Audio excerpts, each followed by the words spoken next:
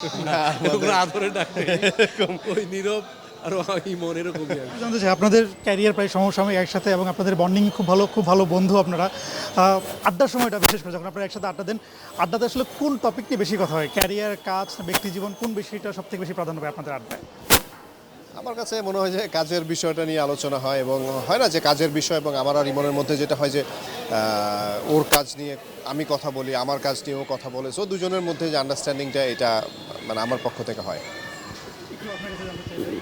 Same, আমরা যেহেতু দুজন আমাদের ক্যারিয়ার একই সময় শুরু হয়েছে এবং টিল নাও আমরা কাজ করছি ইন্ডাস্ট্রিতে, খুব মানে ভালোভাবেই কাজ করছি ইনশাল্লাহ। সো আমাদের তো যেহেতু আমরা ফিল্মে কাজ করি, আমরা ফিল্মে যেদিন থেকে শুরু করছি সেদিন থেকে আমাদের যেভাবে কথা হতো আজকে পর্যন্ত আমরা সেই চলচ্চিত্র নিয়েই কথা বলছি। অনেকে হয়তো বা চলে গেছেন, অনেকে কাজ করছেন না, বাট আমরা টিল নাও আমরা কাজ করছি, আমরা শুটিং করছি ফিল্মের। সো আমরা সামনে আরও ভালো ভালো কী কাজ করব, একজন আরেকজনের সমালোচনা করছি, বা ভালো হলে সেটাও বলছি যে এটা তোর ভালো হচ্ছে। সো এইভাবে প্রতিনিয়তই আলোচনা হচ্ছে। এছাড়া আমাদের সারাউন্ডিং পিপল বা আমাদের সারাউন্ডিং আড্ডাগুলো মানে 99% একই মানুষজন।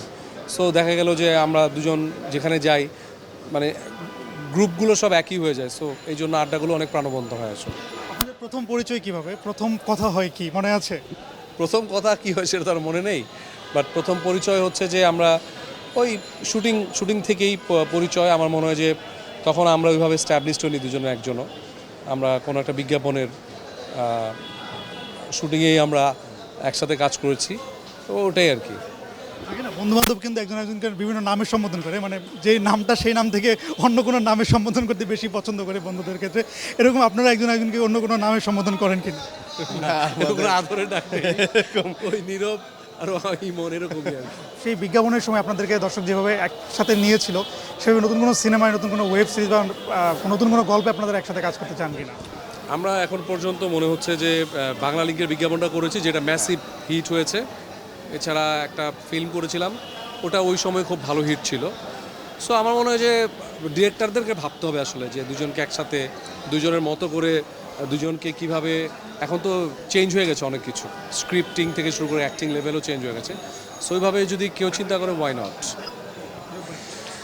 আমার কাছে মনে হয় যে ডেফিনেটলি কাজের যে জায়গাগুলো যে অল্প পরিসরে আমি আর ইমন যতটুকু কাজ করেছি, আমার কাছে মনে হয় যে সেই জায়গাটা এখনও অন্য কোনো মানে আমি আর ইমনের যে এই স্টার্টিংটা আসলে অন্য কারো হয়নি। কারণ আমাদের মানে জাস্ট অল্প কাজের মধ্যে যে ফিডব্যাক বা যেই আউটপুটটা, সেই আউটপুটটা কেউ দিতে পারে নাই। সো আমরাও আসলে পরবর্তী যেই কাজটা একসাথে করব, সেই কাজটা করার ওই আগের চ্যালেঞ্জটাকে মানে আগের কাজটাকে চ্যালেঞ্জ করে করতে হবে, আদারওয়াইজ কাজ করাটা রিস্কি হয়ে যাবে। সো আমরা আরেকটা ব্যাপার আমি শেয়ার করি, সেটা হচ্ছে যে মানে আমরা তো বিজ্ঞাপন দিয়ে আমাদের শুরু, তো কিছুদিন আগেই আমরা বাংলা লিঙ্ক এর 20 ইয়ার্স সেলিব্রেশন হয়েছে।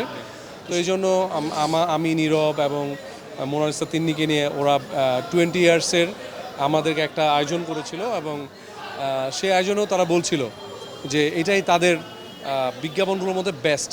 তো এটাও ভালো লাগে যে আমরা এখন পর্যন্ত মানুষের পছন্দের তালিকায় আছি। সর্বশেষ জানতে চাই সেটা হচ্ছে যে ঈদের দিনগুলোতে আসলে কী করা হয়, এবং একজন একজনের বাসায় যাওয়া হয় কিনা, বা ঈদের দিন একসাথে ঘোরা হয় কিনা, আড্ডা হয় কিনা? নীরবের বাসায় মনে হয় একবার গিয়েছিলাম। বাসায় গিয়েছিল, কিন্তু ব্যাপারটা হয় কি যে মানে আমরা আসলে কাজের মধ্যে এত বেশি ব্যস্ত থাকি, তখন দেখা যায় যে ঈদের সময়টা আসলে ফ্যামিলির সাথেই আমরা মানে স্পেন্ড করতে পছন্দ করি। যেমন ওর ফ্যামিলি ফ্রেন্ডস যারা আছে, ওর নিজস্ব একটা সার্কেল আছে যে মিডিয়া সার্কেল ছাড়া, ঠিক তেমনি আমারও একটা সার্কেল আছে। সো সেগুলোর কারণে দেখা যায় আবার কয়েকদিন পরে দেখা যাচ্ছে ঈদ শেষ হয়ে যাওয়া 4-5 দিন পর তো আবার দেখা হবে, আবার একই গল্প। সো ওইটা নিয়ে আসলে কোনো মিস হয় না যে মানে ঈদ ওর সাথে বা ও আমার বাসায় বা আমি ওর বাসায় যেতেই হবে এমন কোনো বাধ্যবাধকতা নাই। এবার ঈদ নিয়ে কী প্ল্যান করছেন একটু ছোটো করে শেষ করে দিব। ঈদ নিয়ে তেমন কোনো প্ল্যান নাই, মানে ঈদ মানে আনন্দ। আসলে আমার কাছে মনে হয় যে ঈদ আসলেই ওই সময়ই আসলে হুট করে মজাটা শুরু হয়ে যায়। সো ঈদ বরাবরই স্পেশাল আমার কাছে। ওই পাঞ্জাবি পরবো, নামাজ পড়বো, সেমাই খাবো, সবাই মিলে ফান করবো, 13 পর্ব ওরকমই। 13 পর্ব